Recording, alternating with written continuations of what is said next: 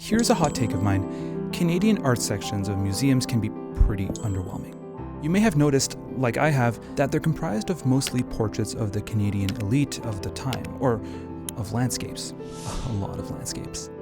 Here's another hot take of mine. I don't like landscapes. I find them boring, which explains why I feel underwhelmed by some museums' Canadian art sections. There's a reason for this domination of landscapes in the Canadian art scene. A lot of Canada's identity is linked to its territory, not only because the territory is gorgeous, but also because a lot of our history is about conquering said territory and the peoples who lived on it. I was in Ottawa recently, and I, of course, stopped by one of my favorite art museums in the country, the National Gallery of Canada. While walking through the Canadian art section, amidst a lot of landscape paintings, I came across this refreshing artwork, Paraskeva Clark's 1937 Petrushka. It didn't have any description or explanation, but it did stand out and made me want to learn more about it. What I found was a rabbit hole of 1930s art world drama, scathing critiques, a hidden secret behind the Petrushka painting, and the story of a Russian immigrant who helped redefine art in our country. Born in Russia in 1898, Paraskeva studied at the Petrograd School of Fine Arts while also working in a shoe factory. She witnessed the October Revolution in 1917 and the following Civil War, as well as the development of a socialist state. The art school she went to part-time became a Zvomas, a tuition-free art school, and she'd even receive a stipend and could study there full-time. In 1921, she left school to paint theater scenes and married another theater scene painter in 1922, and had a son with him in 1923. That same year, however, her husband died. Not knowing where to go with her son, she moves to Paris to live with her son's paternal grandparents. Though she didn't really paint in Paris, she got to see the incredible works of the Cubists, the Surrealists, the Expressionists, the Dadaists, and she met famous artists such as Picasso. These revolutionary artworks redefined art. Conventions were broken, techniques were experimented, reactions and debates were provoked. She then met the Canadian accountant Philip Clark in 1931. They'd fall in love, marry, and move to Toronto, where she was first introduced to Canadian art. In Canada, as she said, a bloody group of seven, nothing but landscape, landscape, landscape. Attending a Group of Seven exhibition, Clark was less than enthusiastic about their work. The Untouchable Group of Seven, the group of landscape artists who brought a new identity to Canadian art by bringing modern influences such as bold colors and flattened forms to landscape paintings. She saw these kinds of paintings as lacking reference to the real world and social issues related to class, Skelly wrote, quoting Dr. Julia Skelly, a professor at McGill.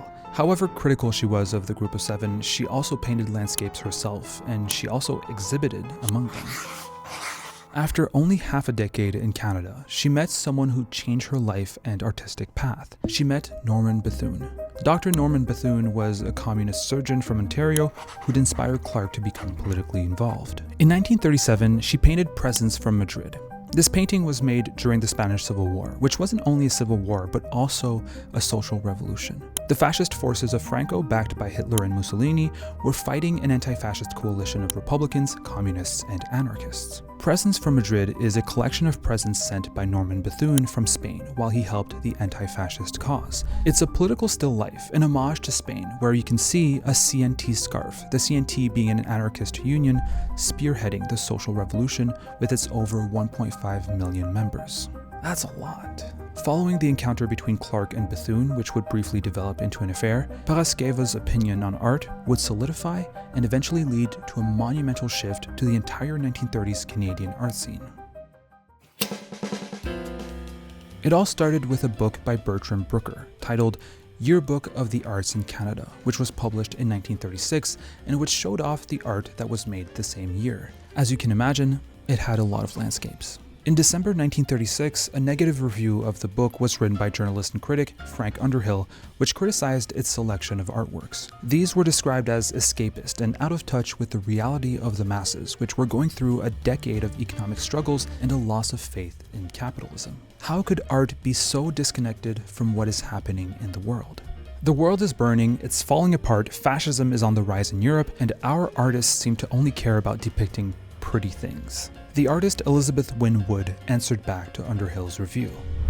He is riding a presently fashionable wave wherein the idea of art as propaganda is easy to insist upon.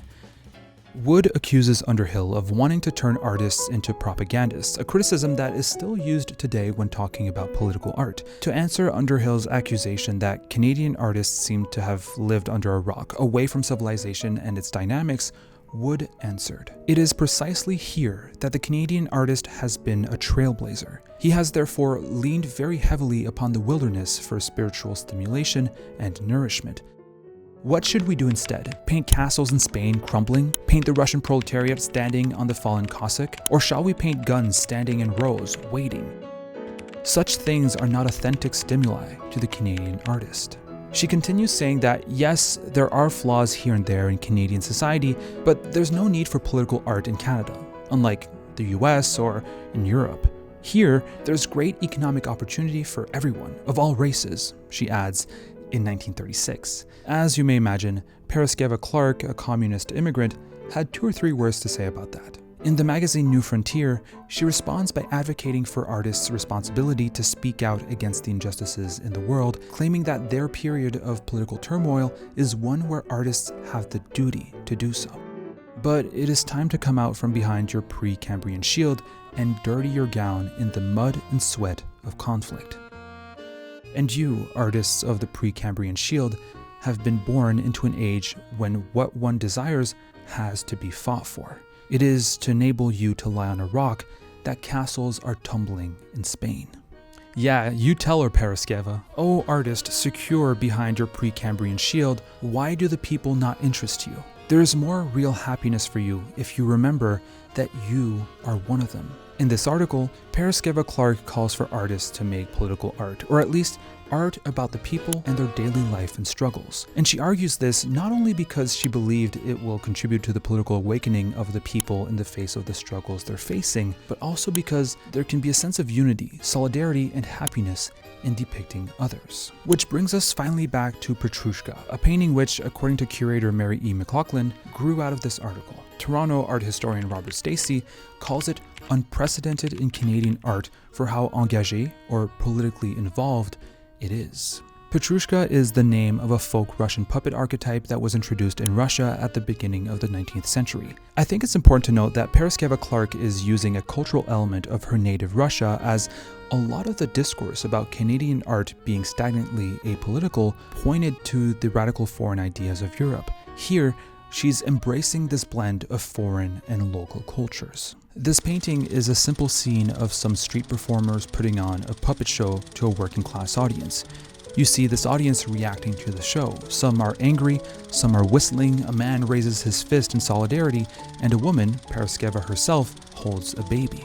But why such vivid reactions to a seemingly inoffensive puppet show? The secret lies in something you can't see in the actual painting, and which a vast majority of the National Gallery visitors won't know. But you had to hide it, because if you are too political, you are put in jail. It's a real shame that the National Gallery doesn't indicate this, but there is, taped to the back of the painting, a Toronto Daily Star article titled 5 Steel Strikers Killed in Clash with Chicago Police. By adding this article to the back of her artwork, she's making it clear that she created it as a direct, outraged response to this event. Petrushka represents a worker being repressed by both a policeman and a bourgeois. The policeman, with a gun in his hand and a baton in the other, has put the worker down, under the gleeful eye of the bourgeois, who can walk free with his money bags in both hands. As a communist, Clark is depicting the idea that the police exist mainly to protect private property and to protect the power of the economic elite. To her, they are not unbiased.